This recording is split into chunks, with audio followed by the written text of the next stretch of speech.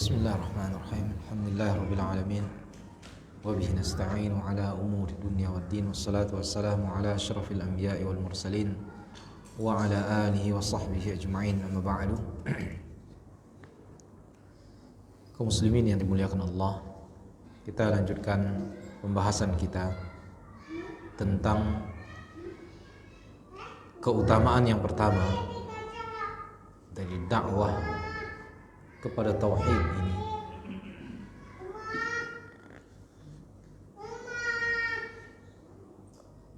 yaitu bahwasanya dakwah ini adalah tugasnya para rasul, pekerjaannya para rasul, dan orang-orang yang mengikuti dakwah ini berarti dia melaksanakan atau melanjutkan tugas Rasul-Rasul Allah Subhanahu wa ta'ala. Contoh tadi yang ketiga, yaitu di dalam surah Az-Zukhruf ayat 63 dan 64 tentang Nabi Isa alaihi salam, yang mana Allah Subhanahu wa ta'ala menceritakan di dalam ayat ini, ketika datang kepada mereka Nabi Isa alaihi salam dengan dalil, dengan penjelasan-penjelasan, dengan bayinat, yaitu Injil yang diturunkan kepada Nabi Isa alaihi salam. Kemudian Nabi Isa menjelaskan tentang dakwah ini, dakwah tauhid tersebut kepada mereka, mengatakan qad ji'tukum bil hikmah wa liubayyana lakum ba'da alladhi takhtalifuna fihi. Sungguh aku datang kepada kalian dengan membawa hikmah dan akan menjelaskan kepada kalian perkara-perkara yang kalian berselisih di dalamnya.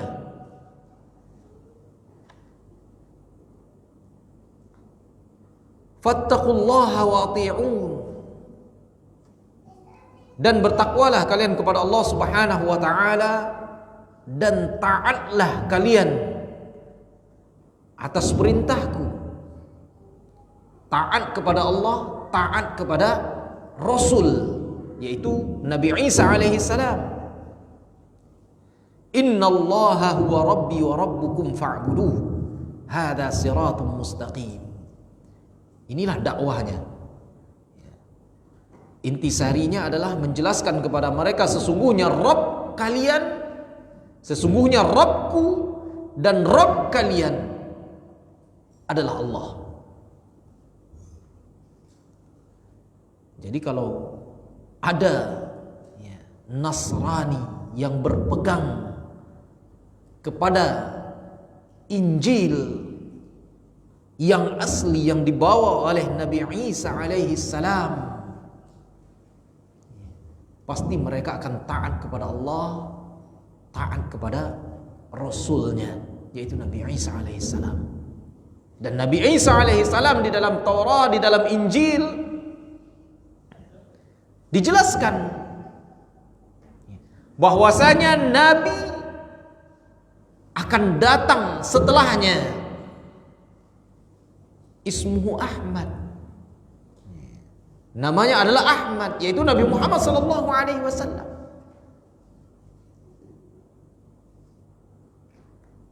Innallaha huwa rabbi wa rabbukum fa'buduh,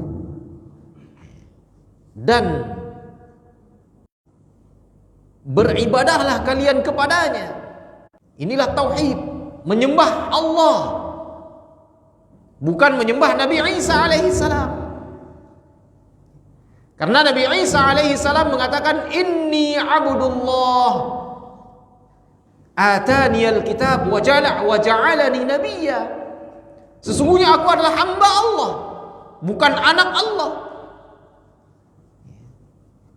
tapi hamba Allah Subhanahu wa ta'ala. Dan Allah menjadikanku sebagai seorang nabi, seorang rasul.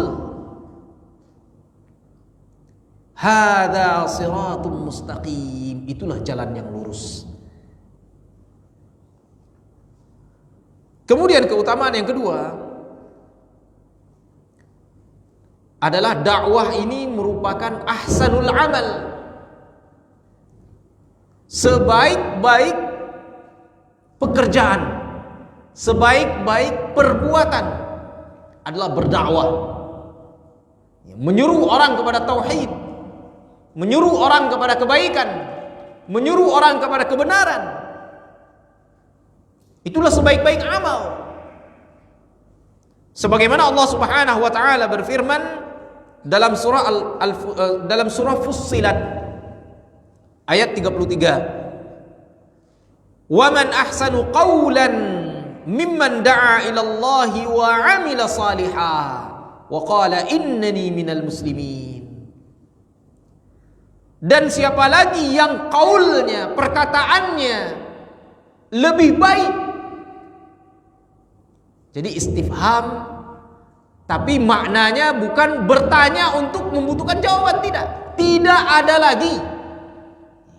Waman ahsan, siapa lagi yang lebih baik? Artinya tidak ada lagi yang lebih baik perkataannya melebihi siapa? Mimman da'a ilallah wa 'amila salihah, daripada orang-orang yang menyuruh kepada Allah Subhanahu wa taala, orang-orang yang menyuruh kepada tauhid. Perkataan dia lebih baik daripada yang lain. Itu artinya wa man ahsanu qawlan mimman da'a ila Allah. Dan tidak ada perkataan yang lebih baik daripada orang-orang yang menyeru kepada Allah Subhanahu wa taala dan beramal saleh.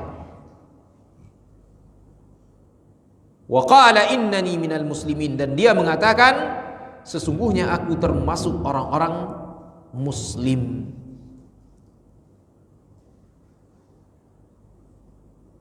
Imam Ibnu Jarir At-Tabari di dalam tafsir At-Tabari, beliau mengatakan bahwasanya di dalam ayat ini Allah Subhanahu wa taala menyuruh manusia, wahai manusia, siapakah yang lebih baik perkataannya selain orang-orang yang mengatakan Rabb kami adalah Allah, kemudian dia istiqamah dengan keimanannya itu, kemudian dia berhenti pada perintah Allah Subhanahu wa taala dan larangannya. Apa yang Allah perintahkan dia kerjakan, apa yang Allah larang dia berhenti, tidak mengerjakannya. Kemudian berdakwah. Dia berdakwah, yaitu mengajak mengatakan apa yang ia katakan dan mengerjakan apa yang ia kerjakan. Ini yang dijelaskan oleh Imam At-Tabari.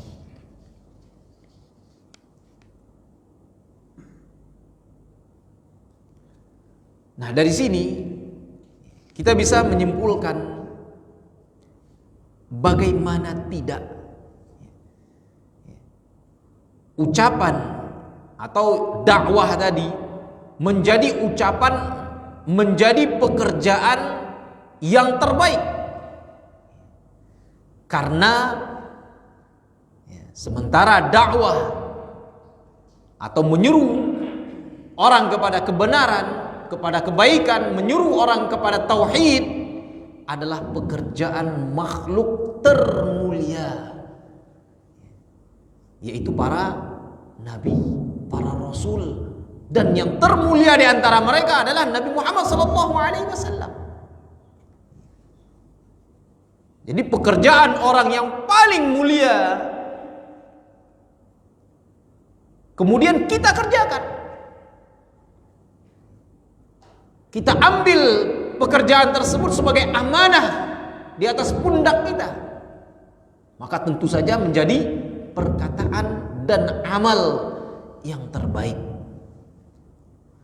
Kemudian yang ketiga, dakwah ini memiliki keutamaan yang besar Karena para dai akan memperoleh balasan yang besar dan berlipat ganda.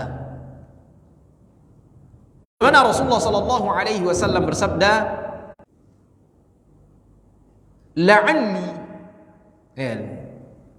Rasulullah sallallahu alaihi wasallam berkata kepada salah seorang sahabat, kepada Ali bin Abi Thalib, fa wallahi li ayyahdiyallahu bika rajulan wahidan khairul laka min ayyakuna laka humrun na'am. Sebagaimana dalam hadis yang tadi kita bacakan, bahwasanya dengan dakwah ini Allah Subhanahu wa taala akan memberikan ganjaran yang berlipat ganda. Bahkan Allah Subhanahu wa taala memberikan ganjaran satu orang yang mendapatkan hidayah melalui dakwah kita itu sama dengan, itu lebih baik, bukan sama, tapi lebih baik daripada harta yang paling berharga, kendaraan yang paling berharga. Tentu sesuai dengan zamannya. Kalau kita misalnya di zaman Nabi Shallallahu Alaihi Wasallam itu lebih baik daripada humrun na'am, unta merah, karena ini merupakan harta yang paling berharga di zamannya.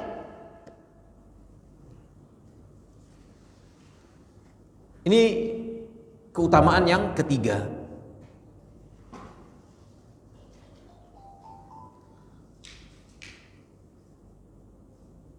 Kemudian tentang keutamaan yang ketiga ini, Rasulullah sallallahu alaihi wasallam juga bersabda, "Innallaha wa malaikatahu wa ahlus samawati wal ardin hatta namlah fi juhriha wa hatta al-hut la yusalluna ala muallimin nasal khaira."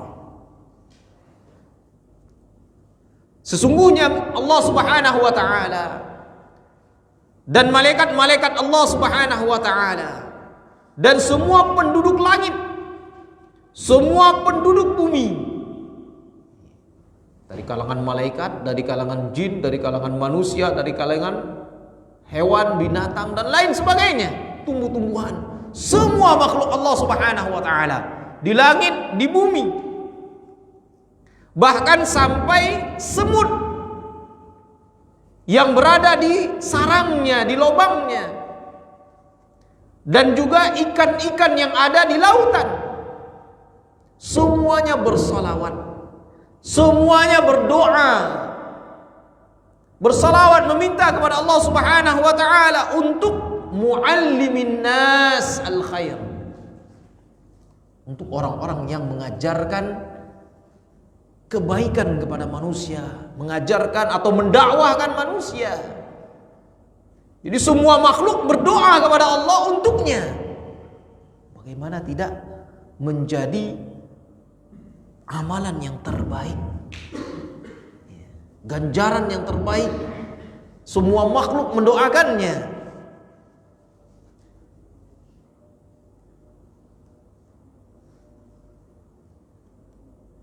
Kemudian juga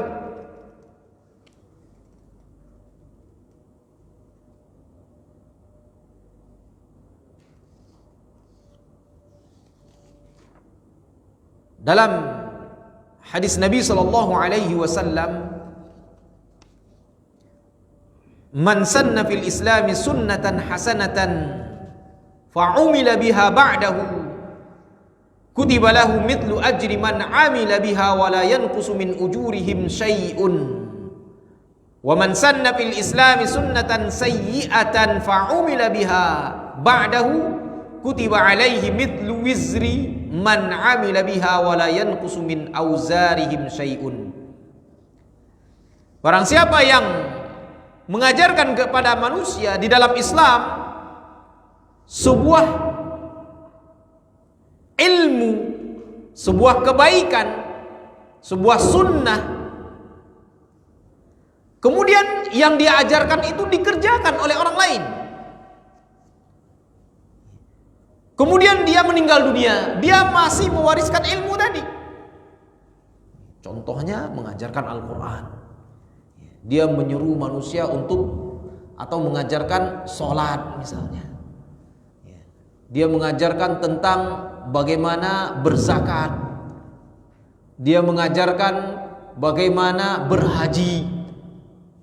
Syariat, ilmu, mendakwahkan manusia, apalagi mendakwahkan manusia agar mentauhidkan Allah.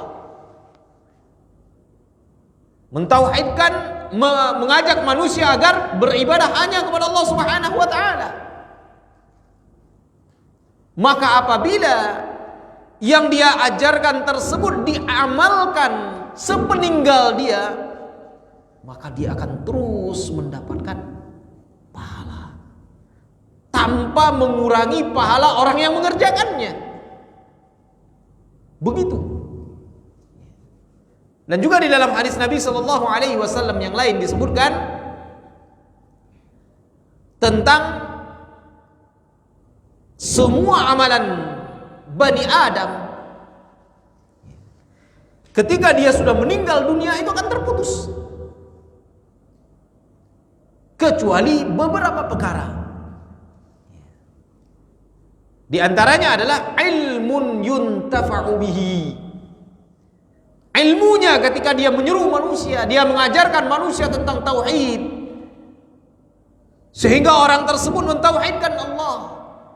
Dia mengajarkan manusia tentang bahayanya kesyirikan, sehingga orang-orang meninggalkan kesyirikan. Dia mengajarkan manusia tentang sunnah dan bahaya bid'ah, sehingga orang-orang mengerjakan yang sunnah dan meninggalkan yang bid'ah. Dia mengajarkan manusia tentang syariat. Maka ketika dia meninggal dunia, itu tidak akan terputus pahalanya, terus mengalir kepada orang tersebut walaupun dia sudah meninggal dunia. Kemudian yang keempat, dakwah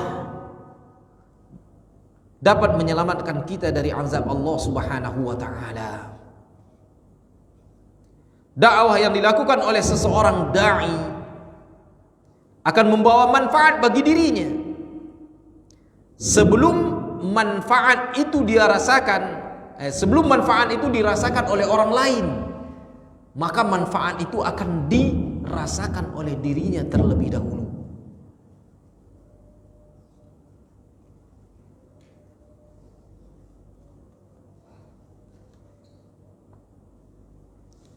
Kemudian juga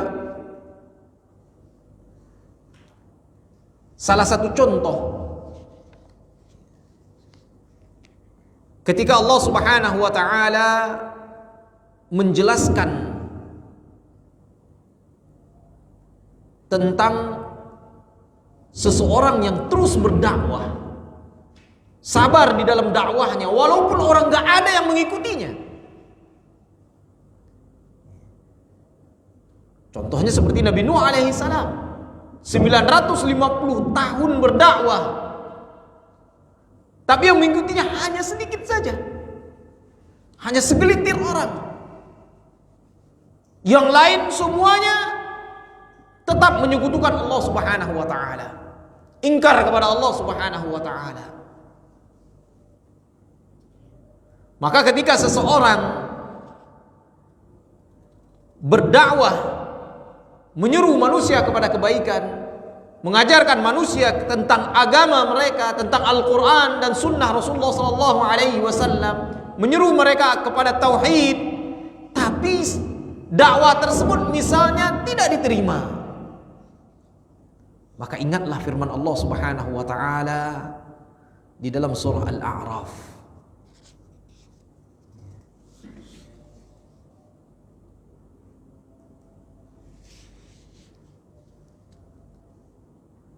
Apa jawaban seorang dai tadi ketika dikatakan kepadanya, untuk apa kamu berdakwah? Gak ada orang yang mengikutimu. Untuk apa kamu berdakwah? Gak ada orang yang mengambil ilmu darimu. Maka seorang dai tadi mengatakan di hadapan Allah Subhanahu wa taala, ma'dziratan ila rabbikum, agar kami mempunyai alasan di hadapan Rabb kami. Ketika kelak dikumpulkan di hadapan Allah Subhanahu wa taala orang-orang yang selamat ataupun orang-orang yang sesat, orang-orang yang mendengarkan dakwah ataupun orang-orang yang tidak mendengarkan dakwah, ketika dia ditanya di hadapan Allah Subhanahu wa taala, dia mengatakan, kami sudah mempunyai alasan, kami sudah lepas tanggung jawab. Karena dakwah adalah tanggung jawab. Sebagaimana mungkin kita sudah belajar ya, di dalam kitab Ushul Tsalatsa, 3 dasar pokok yang wajib diketahui oleh setiap muslim ya, atau al-wajibat al-mutahattimat ya. Yang mana ketika kita dilahirkan di permukaan bumi ini, kewajiban yang utama bagi kita yang pertama adalah al-ilm, belajar. Kemudian al-amal, mengamalkan apa yang sudah kita pelajari. Kemudian yang ketiga ad-da'watu ilaih, mendakwahkannya. Kemudian as-sabru 'alal adza fih, sabar kita terhadap gangguan. Karena di dalam ketiga hal tadi, ketika kita belajar, banyak orang yang mengganggu. Wah, sok alim lah, sok rajin lah, sok soleh, banyak aja tantangannya, rintangannya. Apalagi ketika kita mengamalkannya, kemudian kita mendakwahkannya, makin besar tantangannya. Maka kita harus sabar di dalam perkara tersebut, di dalam berilmu, di dalam mengamalkan, dan di dalam mendakwahkannya. Kemudian kelak di hadapan Allah Subhanahu wa taala, urusan kita selesai. Ketika Allah bertanya tentang orang-orang yang masuk ke dalam neraka, apakah telah sampai kepada mereka seorang yang memberikan peringatan? Mereka mungkin mengatakan tidak. Tapi ketika kita ditanya, maka kita menjawab ma'dziratan ila rabbikum, agar kami mempunyai alasan pelepas tanggung jawab di hadapan Allah Subhanahu wa ta'ala. Kemudian yang kelima, dakwah merupakan jalan menuju umat terbaik, khair ummah. Rasulullah sallallahu alaihi wasallam bersabda, dan beliau berhasil mengubah masyarakat jahiliyah. Masyarakat jahiliyah yang beliau dakwahi, dan berhasil merubah masyarakat jahiliyah tersebut menjadi umat terbaik sepanjang zaman. Padahal mereka tadinya orang-orang musyrik, orang-orang yang menyekutukan Allah Subhanahu wa taala, orang-orang yang menyembah berhala, orang-orang yang fanatik dengan suku mereka, kabilah mereka, yang membanggakan silsilah mereka, yang mana mereka terus berperang, satu sama lain saling bermusuhan. Mana yang kuat itulah yang berkuasa. Inilah masyarakat jahiliyah yang didakwahkan oleh Nabi Shallallahu Alaihi Wasallam, sehingga dakwah beliau ketika diterima oleh kaum muslimin, mereka menjadi, atau masyarakat jahiliyah tadi menjadi umat terbaik sepanjang zaman. Sebagaimana di dalam hadis Nabi Shallallahu Alaihi Wasallam, khairul qurun qarni, sebaik-baik zaman, sebaik-baik abad adalah abadku, yaitu para sahabat yang beliau bimbing, yang beliau dakwahi kepada tauhid, sehingga mereka menjadi, kemudian generasi terbaik tadi mendakwahi lagi generasi setelahnya, sehingga generasi setelahnya menjadi generasi terbaik pula. Tsummal ladzina yalunahum, tsummal ladzina yalunahum. Karena mereka mengerjakan apa yang dikerjakan oleh Nabi sallallahu alaihi wasallam, yaitu dakwah. Jadi dengan dakwah ini bisa menjadikan atau jalan menuju umat terbaik. Sebagaimana Allah Subhanahu wa taala berfirman, "Kuntum khaira ummatin ukhrijat linnas, ta'muruna bil ma'ruf wa tanhauna 'anil munkar." Inilah dakwah. Kalian adalah umat terbaik yang Allah Subhanahu wa taala katakan kepada Nabi dan para sahabatnya, yang Allah keluarkan kepada manusia, yang mana mereka terus berdakwah dengan apa? Ta'muruna bil ma'ruf wa tanhauna 'anil munkar wa tu'minuna billah.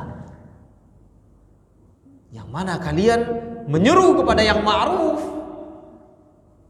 melarang dari yang mungkar, dan beriman kepada Allah Subhanahu wa ta'ala. Dan juga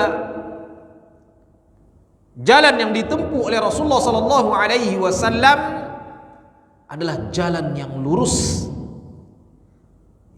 dan yang harus kita tempuh pula kalau kita ingin menjadi umat terbaik,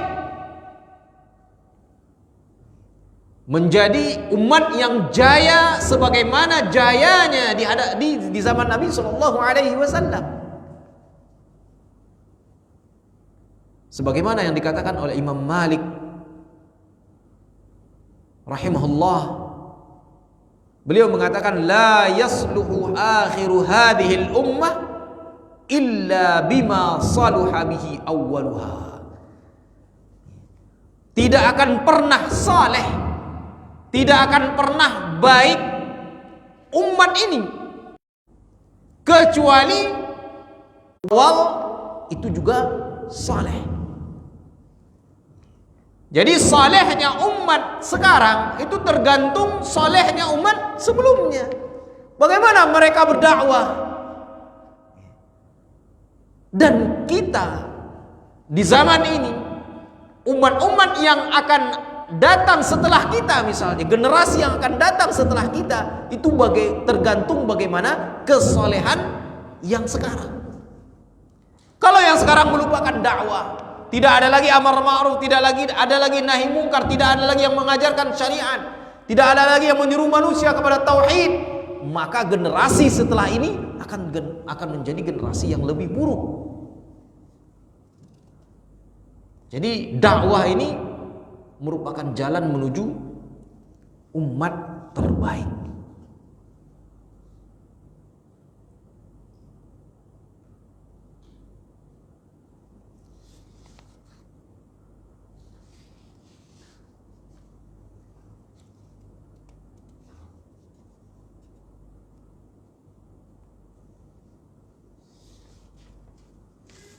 Kemudian dalam surah Al-An'am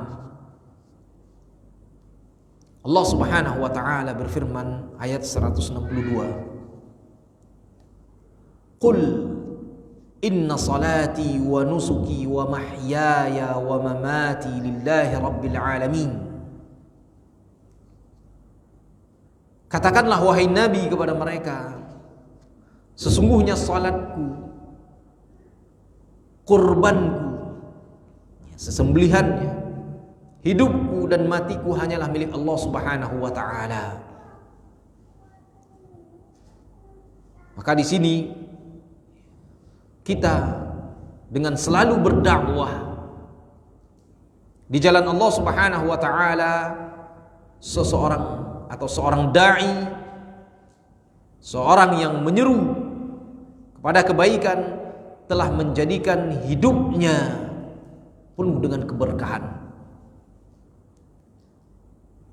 Yang dimaksud dengan keberkahan adalah keberkahan yang banyak dan melimpah di sisi Allah Subhanahu wa taala. Sebagaimana para nabi alaihimussalam adalah orang-orang yang paling diberkahi kehidupannya disebabkan dakwah mereka. Sehingga mereka mengetahui bahwasanya salatnya, puasanya, sembelihannya, hidupnya, matinya hanya milik Allah Subhanahu wa taala. Ketika didakwahkan kepada tauhid.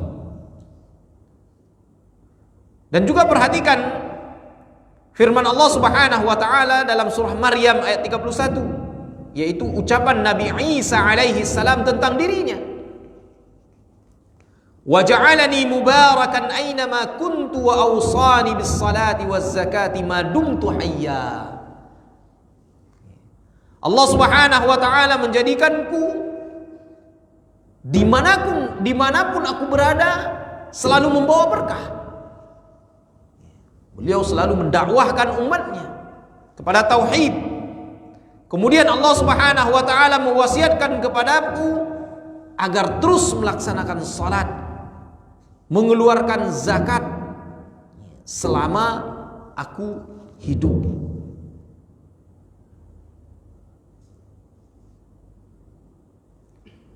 Dan juga penyebab utama kehidupan Nabi Isa dan juga Nabi yang lain diberkahi oleh Allah Subhanahu wa taala adalah pekerjaan mereka sebagai seorang dai. Sebagai orang yang dipilih oleh Allah Subhanahu wa taala untuk mendakwahkan ajarannya kepada manusia.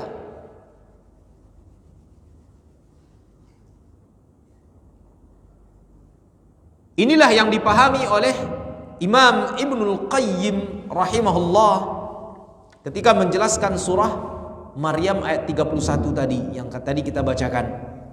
Beliau mengatakan, fa inna barakatar rajul ta'limuhu lil khair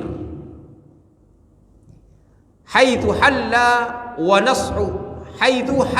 nas'uhu likulli man ijtama'a bihi. Qala ta'ala ikhbaran 'anil masih wa ja'alani mubarakan aynama kuntu. Maksudnya adalah mualliman lil khairi da'iyan ila Allah mudzakiran bihi muraghiban fi ta'atihi. Keberkahan seseorang itu ada pada ta'limu, pengajarannya. Dia mengajarkan terhadap segala macam kebaikan dimanapun dia berada. Kita di rumah kita mengajarkan anak-anak kita, mengajarkan keluarga kita, mengajarkan istri kita, karib kerabat kita, maka itu akan membawa keberkahan di dalam kehidupan. Sebagaimana Allah Subhanahu wa taala memenuhi keberkahan di dalam diri Nabi Isa alaihi salam ketika dimanapun beliau berada, beliau mengajarkan ilmunya. Sebagaimana tadi firman Allah Subhanahu wa taala, wa ja'alani mubarakan aynama kuntu wa awsani bis salati waz zakati ma dumtu hayya. Allah Subhanahu wa taala menjadikanku berkah dimanapun aku berada disebabkan karena dakwahnya, ta'limnya. Ini diantara beberapa keutamaan di dalam dakwah. Mudah-mudahan yang panjang ini sangat panjang bisa bermanfaat bagi kita semua. Mudah-mudahan kita bisa meneruskan apa yang diwariskan oleh Nabi Shallallahu Alaihi Wasallam, sebagaimana di dalam sebuah perkataan, al-ulama warasatul anbiya. Para ulama adalah para pewaris para nabi. Dan beliau Rasulullah sallallahu alaihi wasallam tidak mewariskan dinar, tidak pula mewariskan dirham, tidak mewariskan harta. Beliau hanya mewariskan dua pusaka kepada kita semua, yaitu Al-Quran dan sunnahnya. Dan itulah yang mesti kita pelajari dan kita amalkan. Karena apabila seseorang berpegang teguh kepada warisan Nabi Muhammad SAW, maka orang tersebut sesuai dengan janji beliau, lan tadillu abada, tidak akan pernah tersesat selama-lamanya. Mudah-mudahan ini bisa bermanfaat bagi kita semua. Subhanakallahumma bihamdik, asyhadu an la ilaha illa anta, astaghfiruka wa atubu ilaik. Assalamualaikum warahmatullahi wabarakatuh.